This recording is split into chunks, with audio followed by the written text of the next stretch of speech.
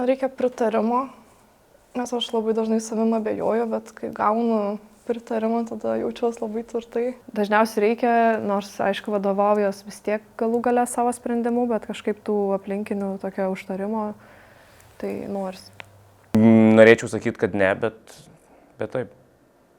Reikia nuomonės, kad jausčiaus užtikrintai, kad įvertintų, jo, reikia.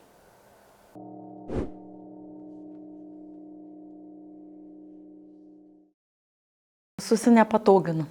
Nepratus esu tikriausiai priimti komplimentų. Aš komplimentus, pagiras traktuoju kaip savo gimtadienio dieną. Aš nežinau, kaip reaguoti, ką man pasakyti, kaip stovėti, kaip rankas laikyti, ką žiūrėti, už ką dėkoti. Gerai, aišku, komplimentų yra, bet aišku, kažkiek nepatogu, ką jau čia, gyrėt per daug. Visiškai nepriemu komplimentų. Mano teorija, kad Lietuvoje ypač vyrai negali priimti komplimentų, nes mes nesam prie jų pratę. Visus komplimentus gavęs dažniausiai įsijungia tas ir dar, man atrodo, lietuvio toks nepilnavertiškumas, kur, ai ne, baikit, ką aš čia, kuklus. Nusiemi kepurę kaip baudžiauninkas ir tada, oi, ponė, ačiū. Negaunu daug komplimentų.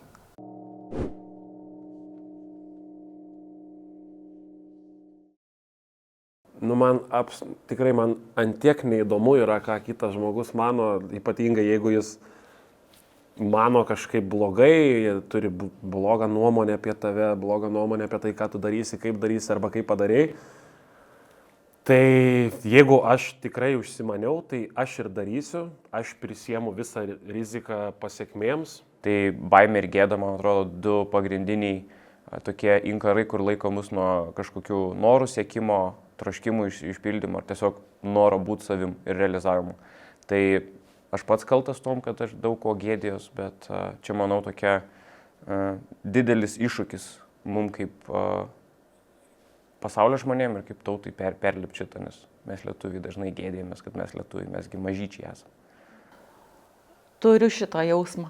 Nemažą, bijau apsijuokti. Iškart man galvau, ką kiti pagalvos, kaip aš čia pasirodysiu. Todėl labai daug dalykų nedarau dėl šito.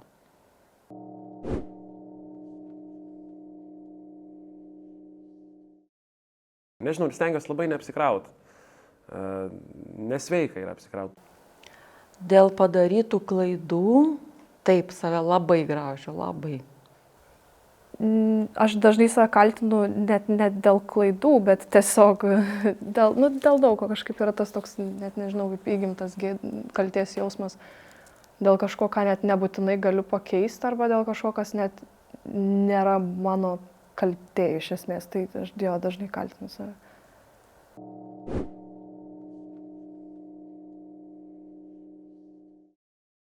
Taip, jaučiuosi kartais, kad gal ir ne per daug čia visko man, gal ir tikrai neverta esu. Taip. Būna, kad jaučiuosi neverta. Kartais atrodo, kad kiti žmonės žymiai labiau nusipelno dalykų.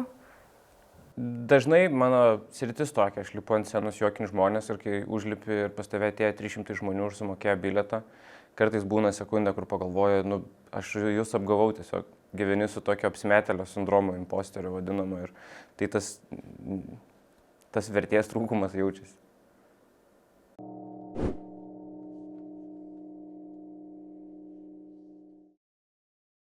Jo, ir tas iki šių dienų gal yra išlikęs, aš ir pats mėgstu pagirti žmonės, pasakyti, kad blema, kaip tu čia gerai padarėjai. Nežinau, iš tikrųjų, tas pagirimas gal nebūdavo žodžiais, labiau veiksmais, kad kažką nupirkdavo, tai taip kaip ir išreiškia tą džiaugsmą, o kad žodžiais būdavo, tai nelabai. Tėtis, neatsimenu, kad būtų pagyręs. Mama, kažkaip gal nepasakydavo, bet aš jusdavau, kad jinai manim didžiuojasi. Tikrai. tą jusdavau. Kartais norėjosi, kad dažniau pagirtų, nes atrodo ten kažką taip stengiasi ir tau pavyko, bet kažkaip nu, tėvai nepasako.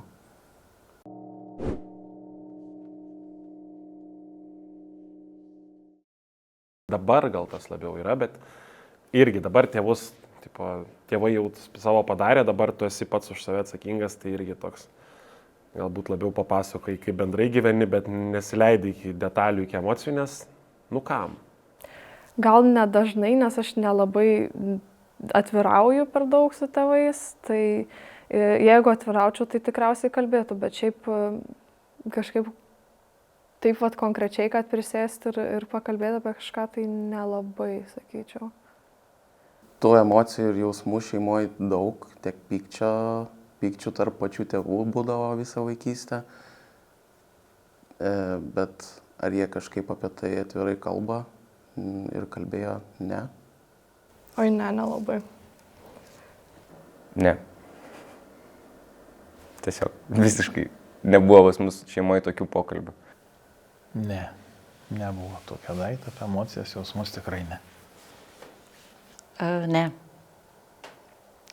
Pas mums šeimoje nebuvo jokių emocijų, jokių jausmų. Niekas apie tai nekalbėjo.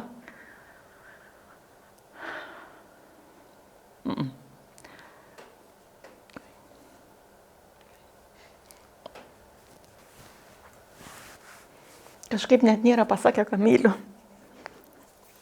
Biškį susigraudinu.